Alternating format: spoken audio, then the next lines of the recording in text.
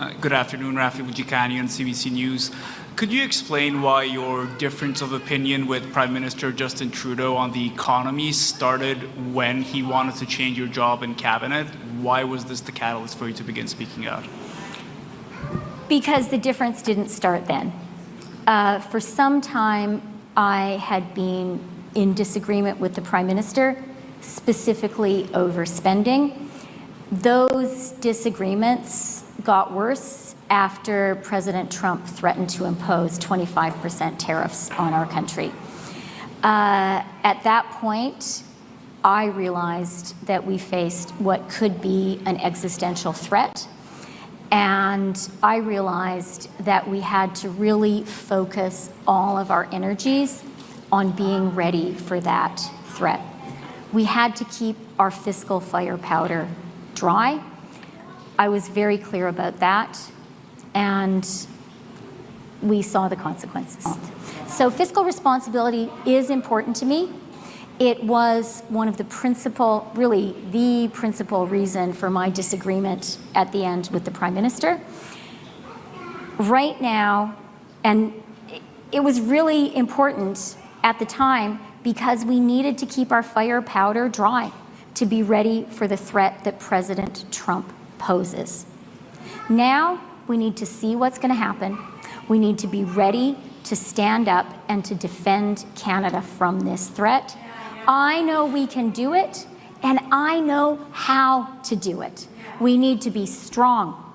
We need to be smart, and we need to be united, and that is something we can do. Thank you very much. And a question for my national colleagues, going back to sort of how this all began, this leadership process all began, wondering, did the Prime Minister, did Prime Minister Trudeau ask you to replace Chrystia Freeland as Finance Minister last month? Well, what the Prime Minister looked to do was to bring together, let's put the context first. We have the crisis which starts with President Trump's threat, which still hangs over us, this threat of the 25% tariffs. And in response to that crisis, the Prime Minister looked to reinforce his team to address it. So he approached me, he approached some other people. They can speak for themselves. Some of it's in the media, but and the intention was to reinforce the team, not change the team, if you will. So we had discussions about various roles. I was minded to do it as a member of the team. In the end, the team didn't come together for reasons that we know. We still have the crisis. There's still a need to stand up, and I'm standing up because of that. The Honourable Leader of the Opposition. Quote, Finance Minister, 2022.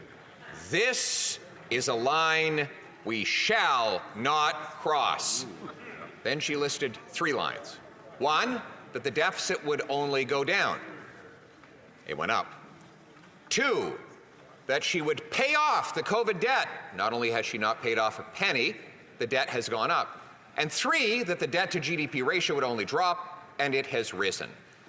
Did the Finance Minister voluntarily cross her own lines, or did the Prime Minister push her?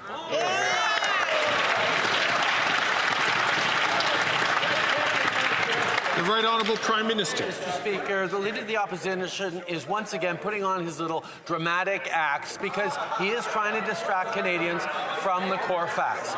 Interest rates are down again.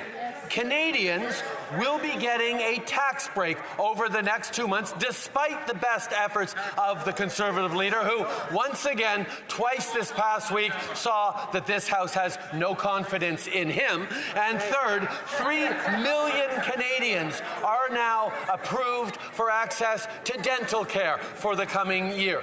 These are things that he stood against, but Canadians are getting anyway. The Honourable Leader of the Opposition.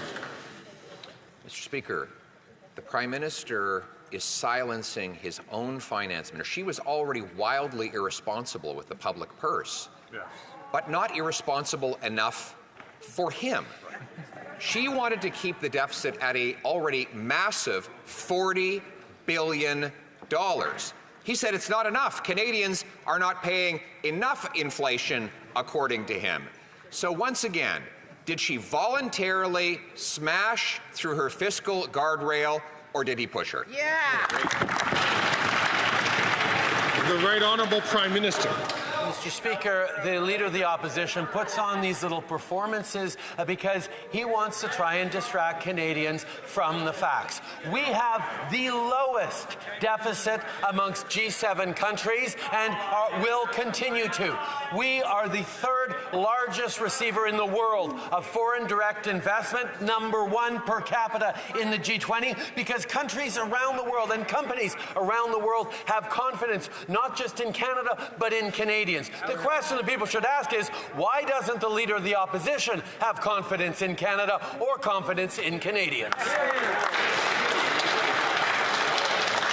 I know it's Wednesday and colleagues are very enthusiastic to participate, but I'd invite them not to take the floor unless recognized by the Speaker. The Honourable Leader of the Opposition. Canadians do not have confidence in him, nor does his own party or his own cabinet, nor apparently does the Bank of Canada, which today was forced into an emergency panicked rate cut to confront the collapsing economy. The governor of the bank said the economy is softer than he expected it would be, and despite the fact that inflation is rising, that all 4 measures of it are above the target, he's being forced to cut the rates to save the economy from outright collapse. When will the Prime Minister stop breaking the economy and call a carbon tax election so we can fix it?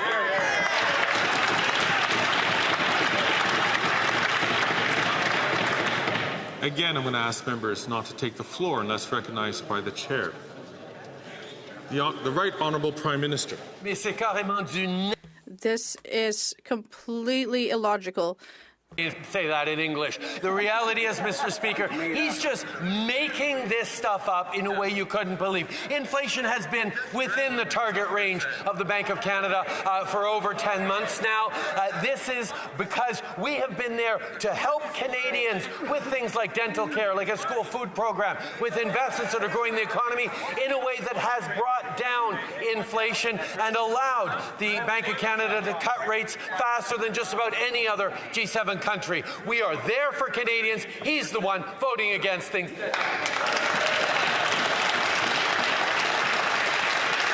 The Honourable Leader of the Opposition. You know what's up? Inflation's up. Yep. Unemployment is up. Inflation is up. It's not only up, every single measure of inflation is now above its target. Unemployment is up. It's at 10% in Toronto now.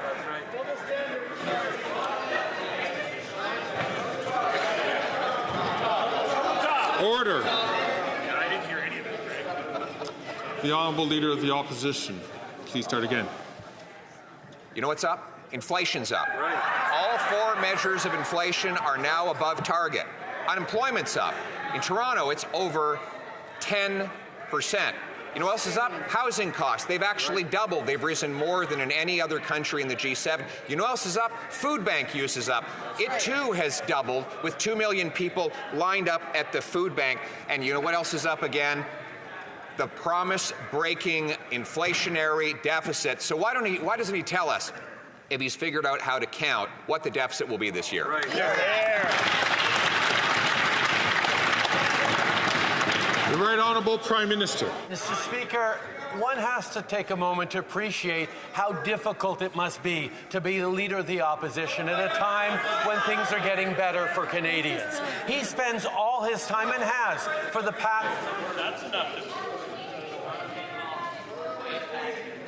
I'm going to ask members, please, in particular the members from Portage, Lisgar, as well as from Abbotsford, not to take the floor unless recognized by the Speaker. I'm going to invite the Right Honourable Prime Minister to start again. Mr. Speaker, the challenges faced by the Leader of the Opposition is that he's spent so long explaining to Canadians that everything is broken that when things start to get better, he refuses to actually help Canadians. He's voted against a tax break for Canadians over the next few months. He's voted against the dental care that's helped already well over 1 million Canadians. He is stuck in a place where, as Canadians are starting to come through the difficult times the global economy has put them in. He needs to continue to talk down Canadians, talk down our economy, and scare people into voting for him. It won't work. The Honourable Leader of the Opposition. Mr. Speaker, yesterday the Bloc voted once again for $21 billion in federal spending from the centralizing government. In total, $500 billion inflationary, centralizing, liberal spending, more power for the government here in Ottawa, less money in the pockets of Quebecers. What did the Prime Minister offer the Bloc leader to convince him to support these big deficits, bureaucracy, and inflation that the federal government is imposing? The Right Honourable Prime Minister. His question, the question that all Quebecers and Canadians should ask is why, on the contrary, is the Conservative Party voting against funds for affordable housing. They voted against military aid for Ukraine. They voted against funding for auto theft fights in Canada, against support to victims of hate crime, against dental care. They voted against the National Food Program for schools. The question isn't why parliamentarians supported this. It's why the Conservative leader stands up against Canadians.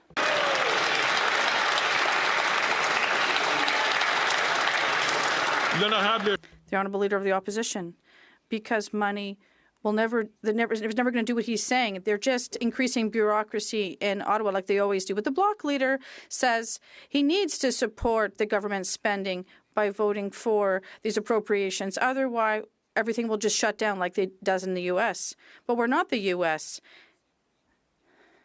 If appropriation isn't approved, the government doesn't close. There's an election. It gives people a choice. Will the Prime Minister pay for classes on how the parliamentary system works for the Bloc leader? The Right Honourable Prime Minister. Mr. Speaker, we're starting to get used to this disdain from the Conservative leader against the government, members of the government. But now the fact he's starting to disdain other members of this parliament, other leaders, shows truly his approach, which is truly not worthy of this place or the responsibility that we all have to defend the interests of Canadians. But he cannot explain why he voted against a tax break for Canadians. He can't explain why he voted against dental care for seniors. So he decides to attack and to insult people. Canadians deserve better, Mr. Speaker.